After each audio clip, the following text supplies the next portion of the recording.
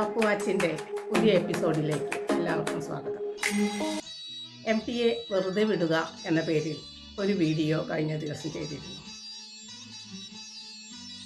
അതിന് കിട്ടിയ നിരവധി പ്രതികരണങ്ങളാണ് വീണ്ടും ഒരു വീഡിയോ ചെയ്യാനായിട്ട് എനിക്ക് പ്രചോദനമായത്. MTയുമായി ചെറിയ തോതിലായാലും ഇടപെടാനുള്ള ഏതാനും അവസരങ്ങൾ എനിക്കും ലഭിച്ചിട്ടുണ്ട്. അതേക്കുറിച്ച് നിങ്ങളുമായി സംസാരിക്കാമെന്ന് കരുതുന്നു. MTയെ ഞാൻ ആദ്യമായി നേരിട്ട് കാണുന്നത് അദ്ദേഹത്തിന് ജ്ഞാനപീഠം അവാർഡ് കിട്ടിയ സമയത്ത് തൃശ്ശൂർ ടൗൺ ഹാളിൽ അദ്ദേഹത്തിനെ ആദരിക്കുന്ന വലിയൊരു ചടങ്ങ് നടത്തുകയുണ്ടായി. അന്നാണ് ഞാൻ ആദ്യമായിട്ട് MTയുടെ പ്രസംഗം കേട്ടുള്ളത്. 2009 ഇറച്ചിക്കോഴിയും ചില സദാചാര പ്രശ്നങ്ങളും എന്ന എൻ്റെ കഥാസമാഹാരം തിരുവനന്തപുരത്തുള്ള മാളുബൻ പബ്ലിക്കേഷൻസ് പ്രസിദ്ധീകരിച്ചു. മാളുബൻ്റെ ബേബി ജോൺ പറഞ്ഞു, കോഴിക്കോട് പോയപ്പോൾ ഈ പുസ്തകം ഞാൻ MT സാറിന് കൊടുത്തു. അദ്ദേഹം വളരെ താല്പര്യപൂർവ്വം പുസ്തകം മറച്ചു നോക്കുകയും ചില ഭാഗങ്ങളൊക്കെ ഒന്ന് ഓടിച്ച് വായിക്കുകയും ചെയ്തു. ആരാണ് എഴുത്തുകാരി, എന്താണെന്നൊക്കെ കാര്യമായി ചോദിച്ചു എന്നൊക്കെ പറഞ്ഞു. അത് കേട്ടപ്പോൾ വലിയ സന്തോഷം തോന്നി. ആ പുസ്തകത്തിൻ്റെ ഒരു കോപ്പി കൂടി ഞാൻ അദ്ദേഹത്തിന് അയച്ചു കൊടുത്തു. കൂടെ ഒരു കത്തും വെച്ചു. 2 ആഴ്ച കഴിഞ്ഞപ്പോൾ അതിന് മറുപടി കിട്ടി. ജീവിത നിരീക്ഷണവും ലാളിത്യവുമുണ്ട്, ഇനി ധാരാളമായിട്ട് എഴുതണം എന്ന് പറഞ്ഞുകൊണ്ടുള്ള ആ കത്താണ് ഇത്. ബേബി ജോണിന് പിന്നീട് ബന്ധപ്പെട്ടപ്പോൾ ഇക്കാര്യം പറഞ്ഞു. അദ്ദേഹം പറഞ്ഞു, സൂക്ഷിച്ചു വയ്ക്കൂ, നമുക്ക് അടുത്ത എഡിഷൻ വരുമ്പോൾ അത് ബ്ലർബായി കൊടുക്കാം. അതാണ് പിന്നീട് MTയുമായി ബന്ധപ്പെടാനുള്ള ഒരു അവസരം ഉണ്ടായത് 2010-11 കാലഘട്ടത്തിലാണ്. മണൽമൊഴി എന്ന എൻ്റെ നോവലിൻ്റെ രചനാ സമയത്തായിരുന്നു അത്. നാട്ടിക മണപ്പുറത്തിൻ്റെ പ്രാദേശിക ചരിത്രം പറയുന്ന ഒരു നോവലാണ് മണൽമൊഴി. അതിൽ അവിടെ ജനിച്ച പ്രശസ്തരും അപ്രശസ്തരുമായ ഒട്ടേറെ വ്യക്തികളും സംഭവങ്ങളും അവിടുത്തെ ചില പ്രധാന സ്ഥാപനങ്ങളും ഒക്കെയാണ് അതിൻ്റെ ഒരു പ്രതിപാദ്യം. അതിലെ മുഖ്യ കഥാപാത്രമായിട്ട് വരുന്നത് രാമുകാരിയാട്ടാണ്. അദ്ദേഹം അവിടെ ചേറ്റുവയിലാണല്ലോ ജനിച്ചത്. രാമുകാരിയാട്ടും ശോഭന പരമേശ്വരൻ നായരും MT വാസുദേവൻ നായരും അപൂർവമായ ഒരു സൗഹൃദത്തിൻ്റെ ഉടമകളായിരുന്നു. ആ നിലയ്ക്ക് അദ്ദേഹത്തെക്കുറിച്ച് ചോദിച്ചറിയാനായി ഞാൻ MTയെ ബന്ധപ്പെടാൻ തീരുമാനിച്ചു. ഈ ഒരു ആവശ്യം പറഞ്ഞുകൊണ്ട് ഞാൻ അദ്ദേഹത്തിന് ഒരു കത്തയച്ചു. ഏതാനും ദിവസം കഴിഞ്ഞപ്പോൾ മറുപടി ലഭിച്ചു. രാമുവിൻ്റെ ശവസംസ്കാരത്തിൽ താൻ പങ്കെടുക്കുകയും അതേക്കുറിച്ച് പിന്നീട് മാതൃഭൂമിയിൽ എഴുതുകയും ചെയ്തിരുന്നു. DC ബുക്സ് ഇറക്കിയ കിളിവാതിലിലൂടെ എന്ന തൻ്റെ ഗ്രന്ഥത്തിൽ ആ ലേഖനം ചേർത്തിട്ടുണ്ട്. അത് മതിയാകുമെന്നാണ് തനിക്ക് തോന്നുന്നത് എന്നാണ് അദ്ദേഹം ആ കത്തിൽ എഴുതിയത്. MTയുടെ ഈ 2 കത്തുകളും അമൂല്യമായ നിധിയായി ഞാൻ ഇന്നും സൂക്ഷിക്കുന്നു. MTയെ നേരിട്ട് കാണണം എന്നൊരാഗ്രഹം എനിക്കുണ്ടായിരുന്നു. അങ്ങനെ അക്കാര്യം പറഞ്ഞുകൊണ്ട് അദ്ദേഹത്തിനെ വിളിച്ചു. ഒരു ദിവസം ചെല്ലാനായിട്ട് അനുമതി ലഭിക്കുകയും ചെയ്തു. രാവിലെ കോഴിക്കോട്ടേക്കുള്ള പാസഞ്ചറിൽ പോയി. ഇനിയാണ് ഇതിൽ രസമുള്ളൊരു സംഭവം. റെയിൽവേ സ്റ്റേഷനിൽ നിന്നും നടക്കാവ് വഴി പോകുന്ന ബസ്സിൽ കയറി നടക്കാവിലിറങ്ങി ഒരു ഓട്ടോ വിളിച്ചു. ഓട്ടോക്കാരനോട് പറഞ്ഞു, എനിക്ക് MTയുടെ വീട്ടിൽ പോകണം. അയാൾ ചോദിച്ചു, ഏത് MT? ഞാൻ വീണ്ടും പറഞ്ഞു, MT വാസുദേവൻ നായർ. എനിക്കറിയില്ല, സ്ഥലത്തുമ്പോൾ പറഞ്ഞോളൂട്ടാ എന്ന് പറഞ്ഞു. ഞാൻ അത്ഭുതപ്പെട്ടു. ഇത്രയും പ്രശസ്തനായിട്ടുള്ള MTയെ അറിയില്ല എന്നൊരു ഓട്ടോക്കാരൻ പറയുന്നു. അവിശ്വസനീയമായി തോന്നി. കൊട്ടാരം റോഡിലാണ് അദ്ദേഹത്തിൻ്റെ വീട്. വീടിൻ്റെ പേര് സിത്താര എന്നാണ്. ഇത്രയും വിവരം ഞാൻ അയാൾക്ക് കൊടുത്തു. അയാൾ കൊട്ടാരം റോഡിലേക്ക് തിരിഞ്ഞു. എവിടെയോ നിർത്തി, ആരോടോ വഴി ചോദിച്ചു. അങ്ങനെ എന്നെ സിത്താരയുടെ മുന്നിൽ കൊണ്ടു നിർത്തി. അവിടെ ഇറങ്ങി ഇരുവശത്തും നെടുങ്കൻ മതിലുകളുള്ള ചെറിയ തീരെ വീതി കുറഞ്ഞ ഒരു വഴി. അതിൽ കൂടെ കയറി ചെല്ലുന്നത് ഒരു സാധാരണ മട്ടിൽ, ഒഴുക്കൻ മട്ടിലുള്ള ഒരു 2 നില വീട്. ചെടികളോ മറ്റോ ഒന്നുമില്ല. കാറും കണ്ടില്ല എന്നാണ് എൻ്റെ ഒരു ഓർമ്മ. ഇറയത്ത് ഒരു ചെറിയ മേശയും കസേരയുമുണ്ട്, അത്ര തന്നെ. MT പോലെ അതിപ്രശസ്തനായ എഴുത്തുകാരൻ, അതിനേക്കാൾ പ്രശസ്തിയുള്ള സിനിമാക്കാരൻ, അങ്ങനെ ഒട്ടേറെ ബഹുമതികൾ കിട്ടി, അങ്ങനെയുള്ള ഒരാളുടെ വീടിന് കുറച്ചുകൂടി മോടിയാവാം. ഈ ഒരു ലാളിത്യം MTയുമായി ബന്ധപ്പെട്ട എല്ലാ കാര്യങ്ങൾക്കും ഉണ്ടെന്ന് തോന്നുന്നു. ബെല്ലടിച്ചു. ആരോ വന്ന് വാതിൽ തുറന്നു. ഞാൻ നേരെ അദ്ദേഹത്തിൻ്റെ മുന്നിലേക്ക് ആനയിക്കപ്പെട്ടു. മൂലയിലുള്ള സെറ്റിയിൽ ഇരിക്കുകയാണ്. ഞാൻ പറഞ്ഞു, ഇന്ന ആൾ ഇന്ന സ്ഥലത്ത് നിന്ന് വരുന്നു. ആൾക്കറിയാം, വിളിച്ചിരുന്നല്ലോ എന്ന് പറഞ്ഞു. അദ്ദേഹം എൻ്റെ എഴുത്തിനെക്കുറിച്ചും എഴുതിയ കഥകളെക്കുറിച്ചും മറ്റും ഒക്കെ ചോദിച്ചു. ഞാൻ ഇറച്ചിക്കോഴിയും ചില സദാചാര പ്രശ്നങ്ങളും എന്ന എൻ്റെ പുസ്തകത്തെക്കുറിച്ചും അതുമായി ബന്ധപ്പെട്ടിട്ട് അദ്ദേഹം എനിക്ക് എഴുതിയ കത്തിനെ കുറിച്ചിട്ടൊക്കെ ഓർമ്മപ്പെടുത്തി. ആ കാര്യം ഓർമ്മിപ്പിച്ചപ്പോൾ ആ മുഖത്തൊരു ചെറിയൊരു തെളിച്ചം വന്നതായിട്ട് തോന്നി. മണപ്പുറത്തെക്കുറിച്ചുള്ള സംസാരത്തിൽ രാമുകാരിയാട്ടിനൊപ്പം തന്നെ കവി KSK തളിക്കുളവും VS കേരളീയനും അദ്ദേഹത്തിൻ്റെ മണപ്പുറം ടൈംസ് എന്ന പത്രവും കടന്നു വന്നു.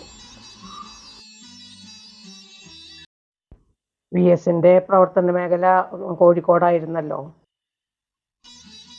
അത് കഴിഞ്ഞ് മറ്റു വിശേഷങ്ങൾ, എവിടെ വീട്, എന്താണ്, എന്താ ചെയ്യണോ, എവിടെ ജോലി ചെയ്യണോ, അങ്ങനെയുള്ള കാര്യങ്ങളൊക്കെ ചോദിച്ചു. അപ്പോൾ ഞാൻ ആ സമയത്ത് സസ്പെൻഷനിലായിരുന്നു. മാനേജിങ് ഡയറക്ടറുമായിട്ടുള്ള ചില അഭിപ്രായ വ്യത്യാസങ്ങൾ താഴ്ന്നു കൊടുക്കാൻ എനിക്കും സമ്മതമായിരുന്നില്ല. അതുകൊണ്ട് നിസ്സാരമായ കാരണങ്ങൾ ചുമത്തിക്കൊണ്ട് അദ്ദേഹം എന്നെ സസ്പെൻഡ് ചെയ്യുകയായിരുന്നു. അറ്റൻഡൻസിൽ ലീവ് അപേക്ഷ മാർക്ക് ചെയ്തത് തെറ്റി, ടൂർ പോയത് മാർക്ക് ചെയ്തത് തെറ്റി എന്നൊക്കെ പറഞ്ഞുകൊണ്ട്.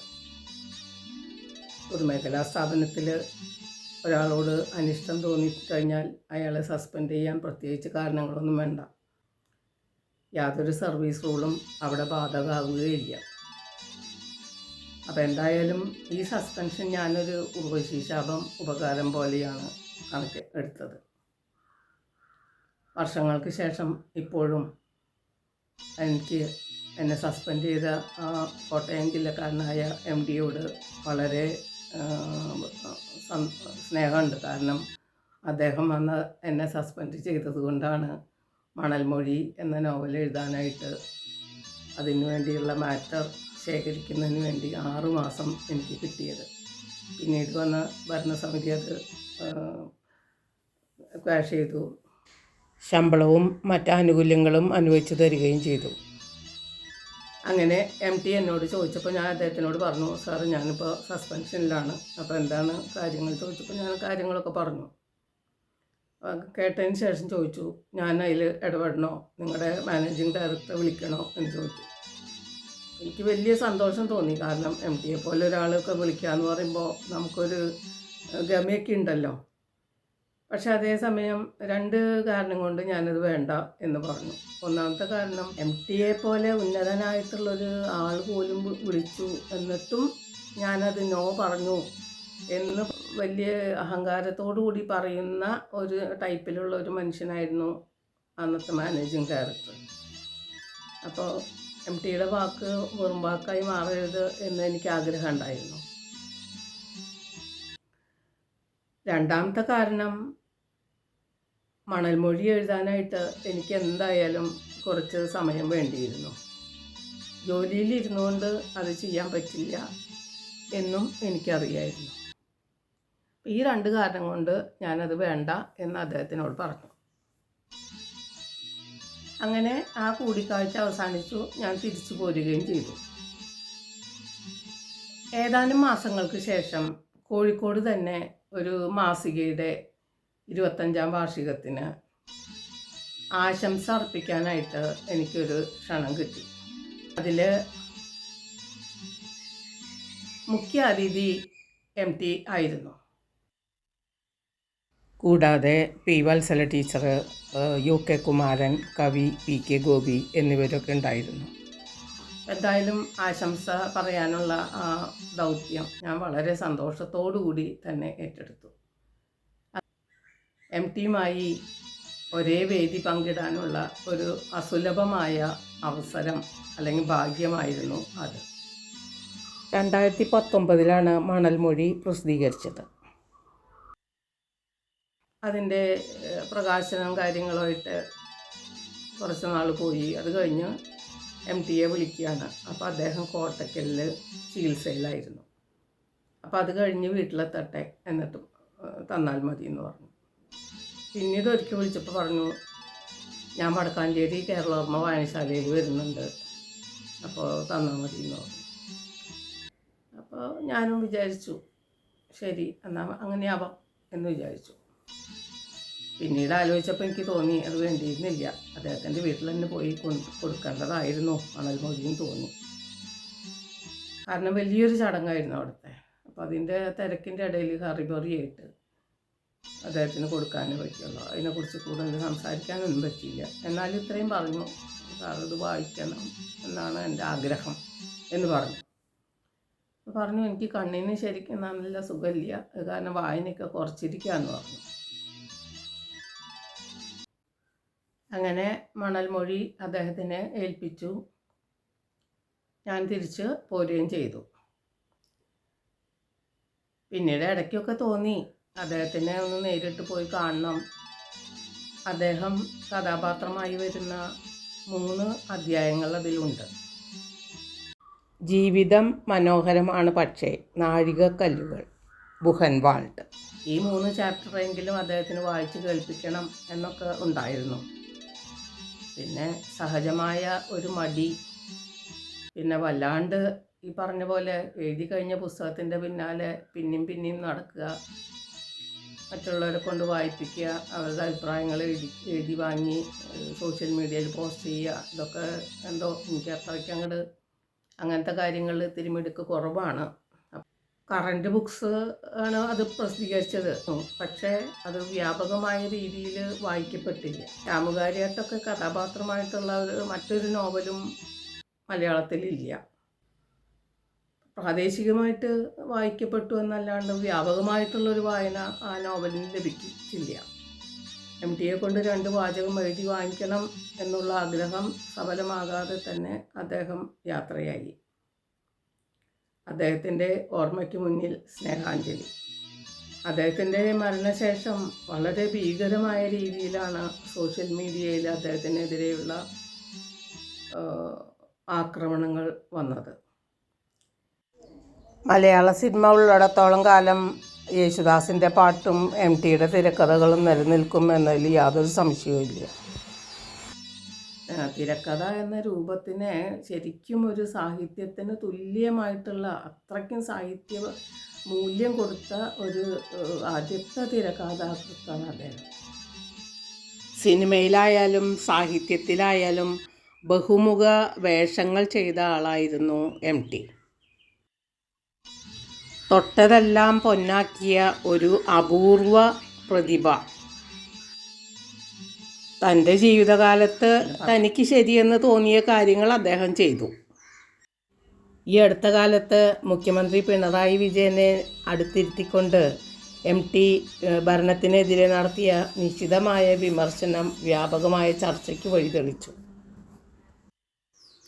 ഒന്നുറപ്പ്, MTക്ക് തുല്യൻ MT മാത്രം. എന്തായാലും ഈ വീഡിയോയിൽ എനിക്ക് അദ്ദേഹമായിട്ടുണ്ടായ ചെറിയ ഒരു സൗഹൃദമാണ് ഞാൻ നിങ്ങളുമായിട്ട് പങ്കുവച്ചത്. ഈ വീഡിയോനെക്കുറിച്ച് നിങ്ങൾക്കുള്ള അഭിപ്രായങ്ങൾ കമൻറ്റ് ബോക്സിൽ രേഖപ്പെടുത്തുമല്ലോ. ഇനി ഇതുവരെ എൻ്റെ ചാനൽ സബ്സ്ക്രൈബ് ചെയ്യാത്തവരുണ്ടെങ്കിൽ ഒന്ന് ചെയ്തേക്കണം. ഇനി മറ്റൊരു വീഡിയോയുമായിട്ട് നമുക്ക് വീണ്ടും കാണാം. അതുവരേക്കും ഗുഡ് ബൈ.